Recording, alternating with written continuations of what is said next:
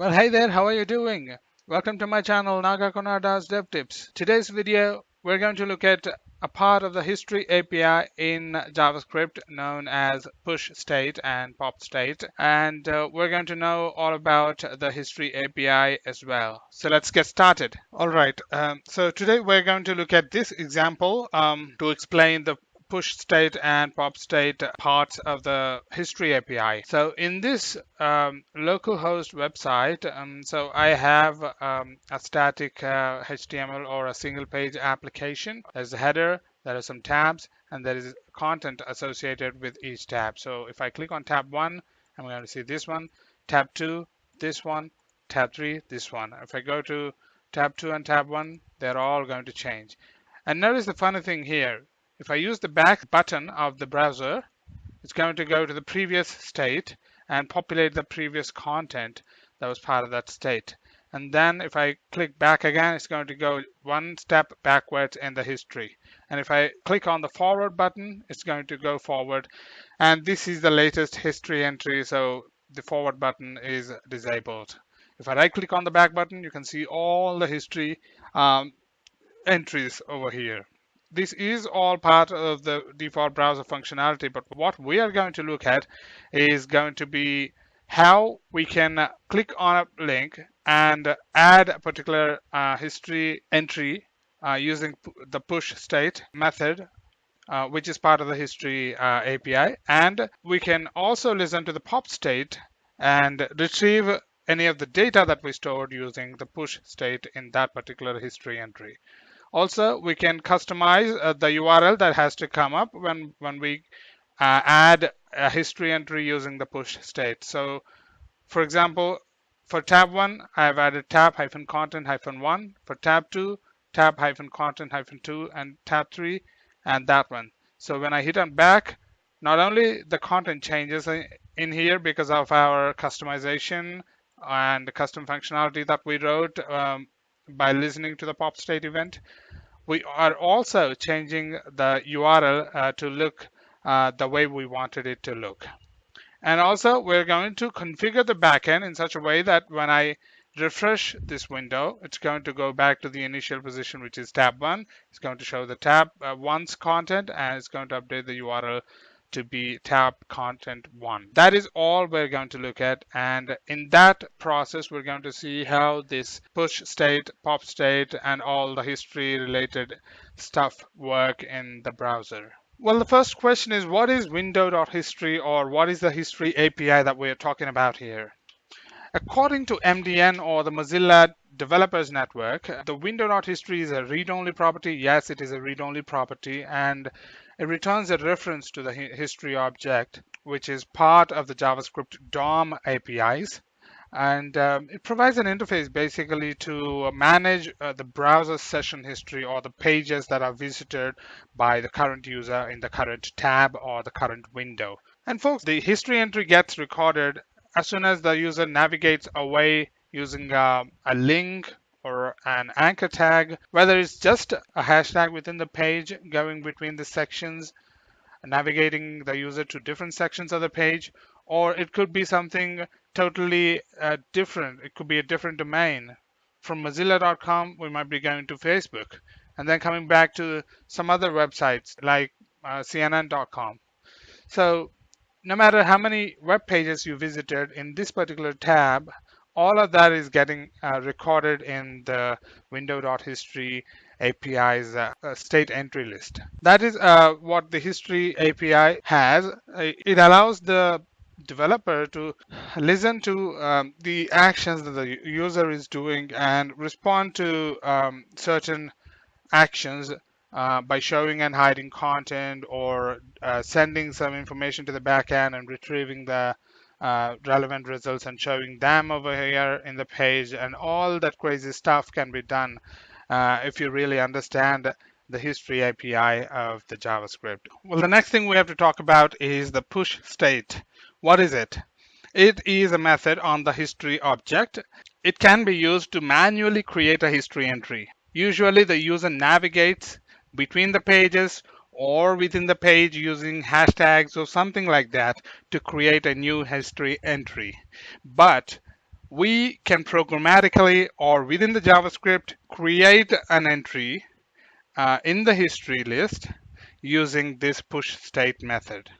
Actually, there are a couple of methods. This is the push state, and the other one is replace state.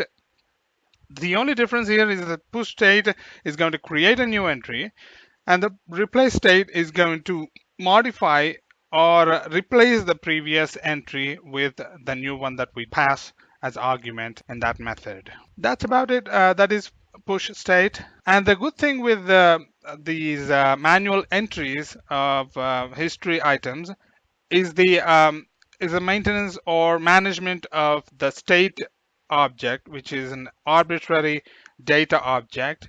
You can put any kind of data. I think there are restrictions on the size of the data, but I guess you can put arrays, objects, and also strings, numbers, and all kinds of JSON related valid entries. You can also pass a couple of other things when you call this push state or replace state method. One is the title of the state entry. So for example, the title corresponds to whatever comes here. You'll see in the code why it's only showing a single name. But the third parameter is the URL that has to show up here in the address bar when that particular state gets invoked or user goes back to that particular history entry. Well, you might ask, what about hashtags? Well, hashtags are also similar. They also create a new history entry whenever a user clicks on a link which is having the hashtag, or we manually put window.location to some string which has a hashtag. It will also create a new history entry, but this is different from that. So when there is a change in that hash, when there is a URL change where the hash has changed but not the complete URL, there will be a hash change event that gets triggered on the window. But when the state changes in this history list, there will be a popstate event also on the window object. So there are two totally different events. And also, if you can see, the complete URL can be modified using the push state or replace state methods. Whereas if you want to change the complete URL, it's probably not quite achievable using hashtags. You have to use a combination of a backend and a frontend collaboration to do that URL change. So hashtags are pretty much within the page. You want to do any kind of customization. But this push state will actually mimic a complete change in the URL. The user might think as if that they have navigated to a different page altogether. Well, the popstate event can be listened to by using window.add event listener, and you can say popstate and add a function listener to that, or you can say window.on popstate, which is a property on the window object, and you can assign a function as a listener to that property. Both of them are equally the same. And well, there are other methods as well, which are in the history API. One is called the back method, history.back, and the other one is called forward. The difference is that when you invoke history.back, it goes back into the history entries one step. So it'll go just to the back previous page. And if you're in the previous page and use history.forward, it's going to come back to the original future page that we clicked on. And there is another generic method called .go, history.go, and you can provide a number. Actually, it can be a negative or a positive number, and it goes those many steps back or forward based on the number. Well, enough about the introduction of the history API. Let's get through this example and see how this coding has been done. Oh, and one more thing, all this code has been updated in GitHub. I'll leave the link to that repo in the description below in this video. Do check that out if you want to have a look at it, but we'll go through this and see how that is done. It is not much code. This is a really quite simple code that you can reuse anywhere. It's framework agnostic. Well, here is the code that we have to look at. So this public folder is all the front-end code, and on the backend we are using something called Express.js. So you guys might have already heard about it. It's a pretty popular Node.js framework to build RESTful services and also servers. So I am using that to bring up the server that we're going to use for the backend. And so if you see this line, it is going to statically, send the public directory files to the front end. So if you hit just the slash, it's going to hit the index.html file. Okay, so I have used npm start to actually run this server. So let's get that terminal out of the way. So let's have a look at the index file. So we have a bunch of content over here and a bunch of imports. So mainly Bootstrap for our iCandy page. So I'm just using Bootstrap's classes. I'm importing all the Bootstrap related jQuery and other libraries, which of course we do not have to for this example because there is nothing much going on, no animations, nothing for this example, but it's up to you. And we're just importing app.js where all the magic is happening that we're going to look at. So if we look at the structure within the body, we have a container class added to the body, and we have a header, and there is a bunch of tabs I've created using the UL. Interesting and important thing here is that the anchor tags have a data attribute called data tab for, which is having the ID of the paragraph that tab corresponds to or associates to. So these both match. Okay, so this paragraph is for tab 1, this is for tab 2, and this is for tab 3. And all of these paragraphs are inside div with a class content.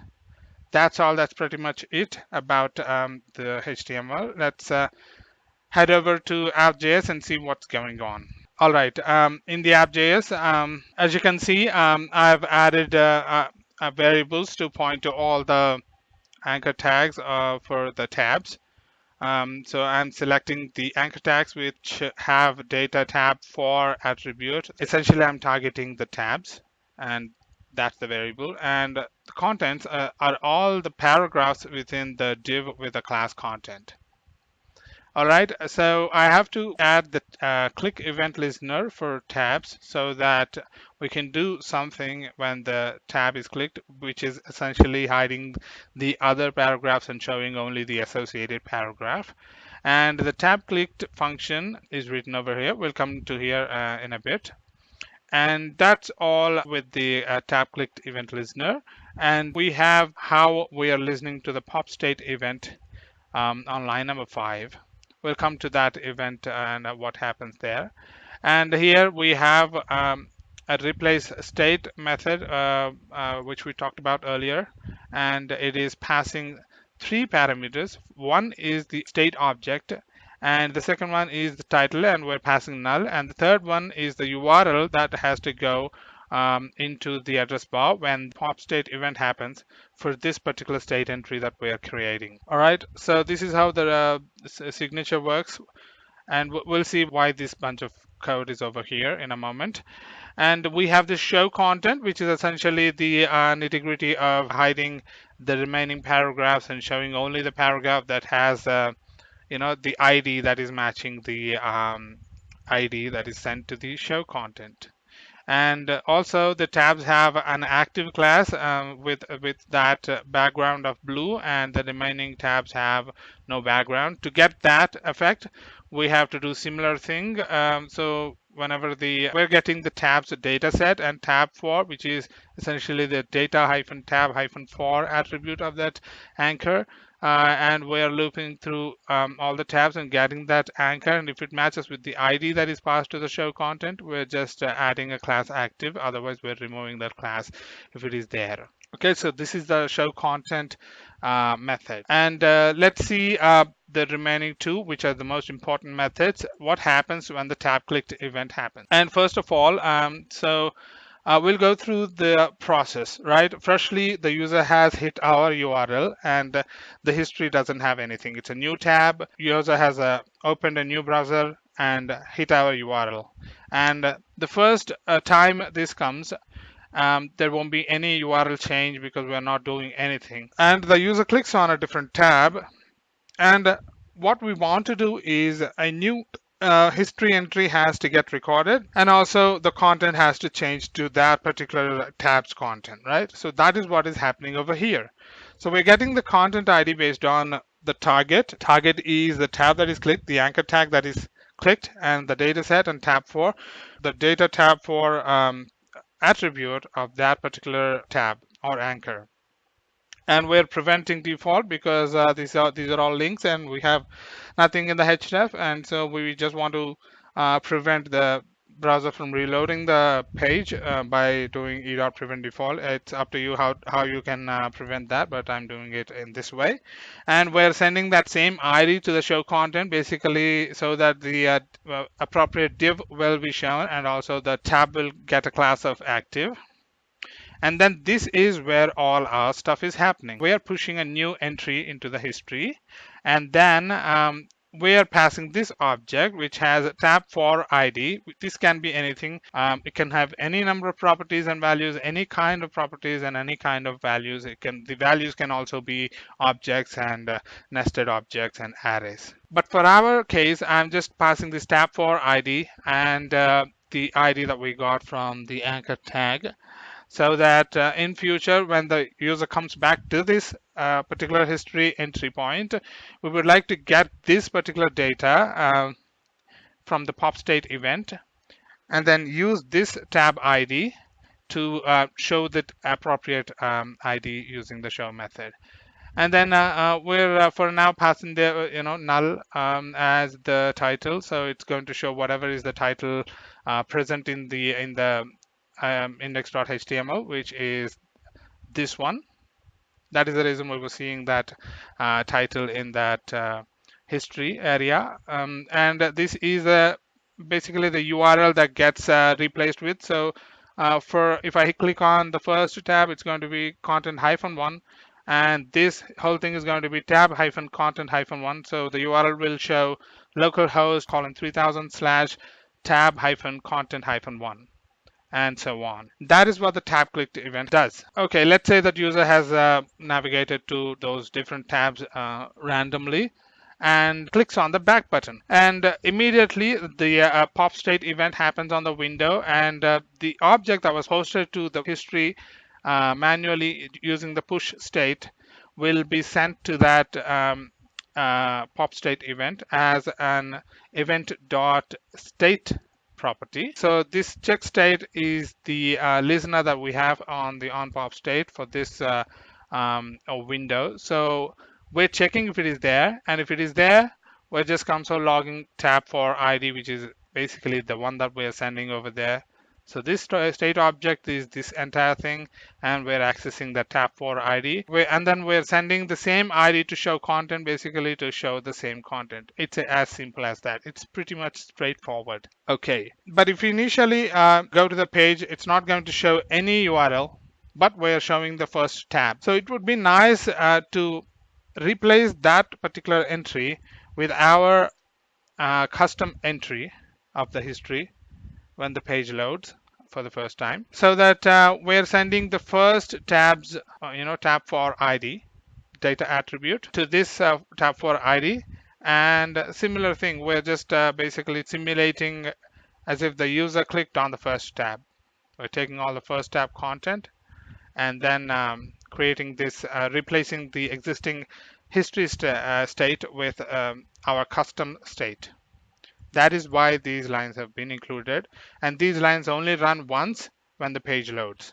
All right, let's go back to the page one more time and see what happens. All right, so we're here, and let me go to the a new tab, and let me say localhost 3000, and this is a new entry, so it's going to go as a new entry, and there is no other entry in the history.